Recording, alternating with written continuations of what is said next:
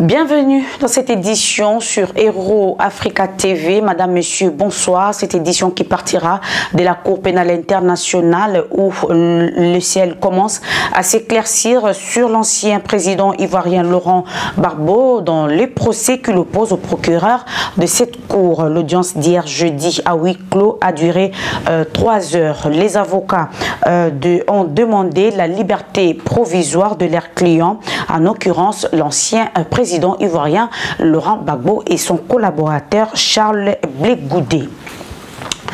Dans quelques jours aura lieu le deuxième tour de la présidentielle à Madagascar. Celle-ci oppose les deux anciens présidents, Andry Rajoelina et Marc Ravalomanana. Il faut rappeler, les deux personnalités se sont déjà opposées en 2009. Aujourd'hui, c'est le grand duel entre les deux. Je crois que la rivalité, ça remonte encore plus loin. C'est déjà une rivalité qui a commencé en 2006-2007 avec l'élection de Andry Rajoelina à la mairie de Tana. Et voilà, depuis, pratiquement, le paysage politique n'a pas tellement changé. Ce sont encore les deux poids lourds de la politique malgache. Direction la République démocratique du Congo pour dire que l'État congolais vient de diligenter une enquête sur l'incendie qui a ravagé l'entrepôt principal de la commission électorale indépendante. Cette confirmation a été faite ce vendredi par le porte-parole du gouvernement congolais, Lambert Mende, au Malanga, au cours d'un point de presse tenu ce vendredi à Kinshasa. Scientifique travaille selon une méthodologie conforme aux règles de l'art. Elle nous a simplement signalé que tout semble indiquer qu'il s'agit d'un incendie d'origine criminelle. Tout semble indiquer. C'est au conditionnel. Encore faut-il que cela soit confirmé ou infirmé par des enquêtes plus poussées qui sont en train de se dérouler. Il est possible qu'il s'agisse d'un accident, mais la police scientifique est convaincue, selon les premières indications qu'elle a relevées sur terrain, que ce soit un incendie qui a été allumé par une main criminelle.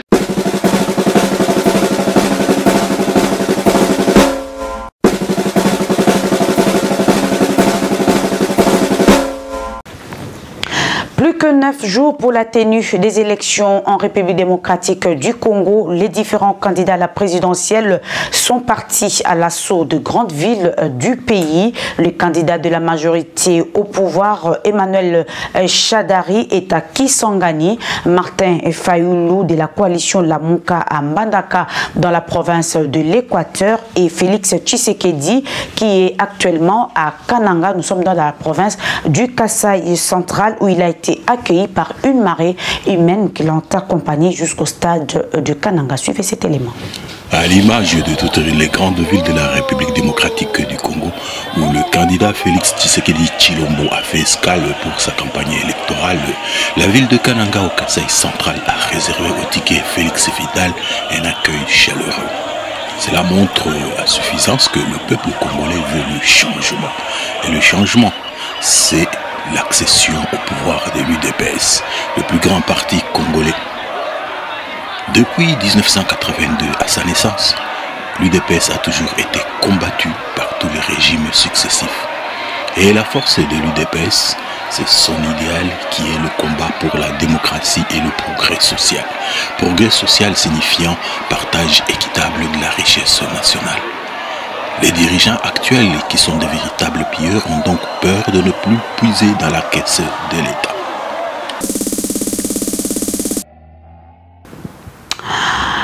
En santé, pour boucler cette édition du journal, Madame, Messieurs, le cap de 300 morts a été dépassé selon le ministère de Santé de la République démocratique du Congo. 179 cas ont été guéris de cette épidémie d'Ebola. Voilà, Madame, Messieurs, c'est la fin de cette édition du journal. Merci de nous avoir suivis. Juste après, vous allez suivre en page magazine le séjour de Félix Tshisekedi Tshilombo à Kananga où il a été accueilli par la population de cette partie de la République. D'ici là, portez-vous bien.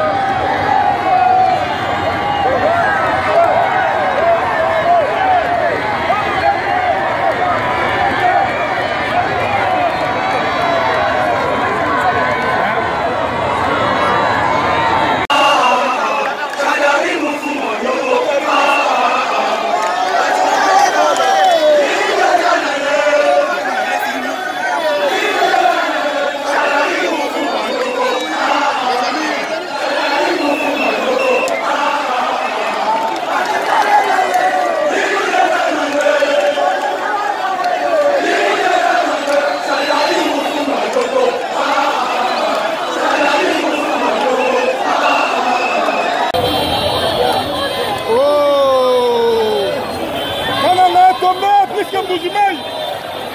Kananga est tombé plus qu'un Boujimai. Kananga est tombé.